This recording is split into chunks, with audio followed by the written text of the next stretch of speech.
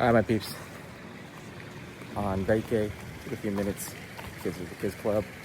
After a few hours at the pool, daddy's walking back. Yes, I saw the viral video of the Christian Pulisic documentary in which Christian Pulisic is talking about the criticism they face from former U.S. men's national team players. Yes, I saw his comments, his father's comments. I saw Timothy Weah. Listen, let me start with, I've seen the turmoil online. I've seen the reaction from fans, and fans are entitled to their opinions, and these players are certainly entitled to theirs. Fine. I'm not going to sit here and shit on Christian Pulisic or Timothy Weah. It's not what it's about. All sides in this are self-serving.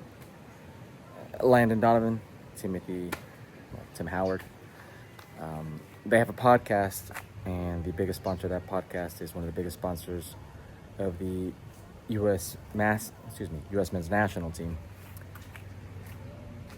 And they put Mauricio Pochettino on a platter for an interview where Mauricio Pochettino, maybe without really knowing, kind of thrashes Christian Pulisic, divulges a little too much. Christian then feels the need to defend himself, and what does he do? He goes on another podcast, but this time of the company that is doing a docu-series on his life to defend himself. And in that defending himself,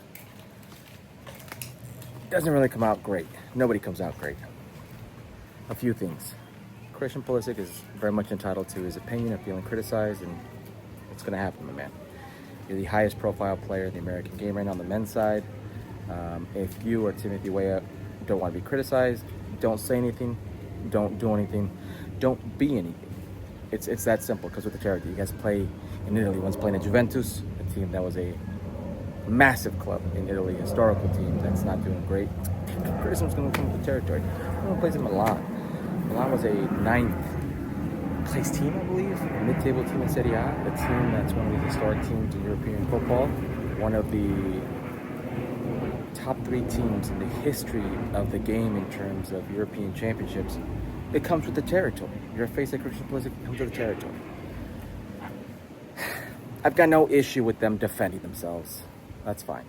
I've got no issue with fans being angry at these players. That's really fine. It comes with the territory.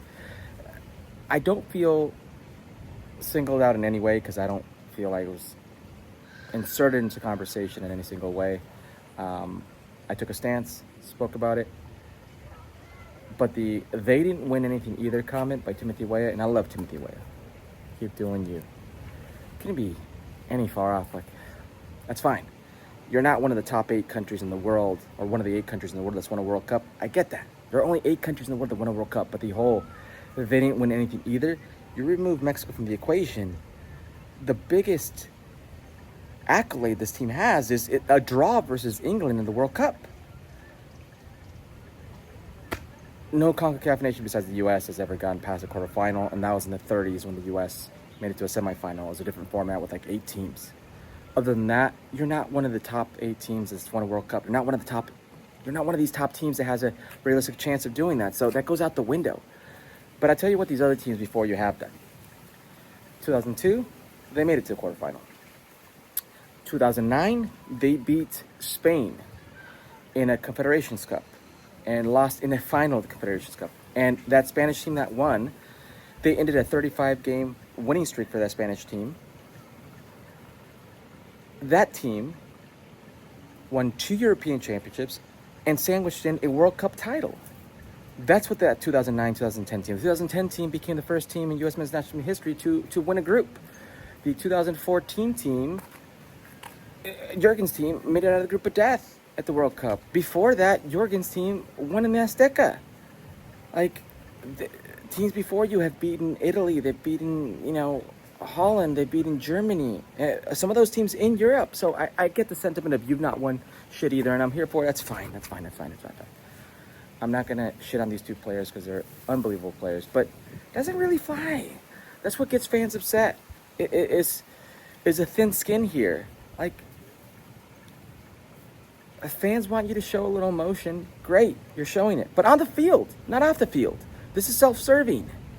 This is very much self-serving, and I love Mark Pulisic because I do the same thing. I'm a father. I would defend my child. But I can completely see why fans are thinking this is more of the same parents get involved drama that happened with Giovanni Reina and the Berhalters post-World Cup. So I empathize with fans. I understand where the players are coming from, but this is all self-serving. On the analyst side, from Landon and Timmy, who I respect, and on the player side, on their own docuseries.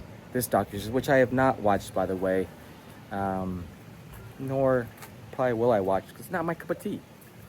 I'll, watch Love Island or something.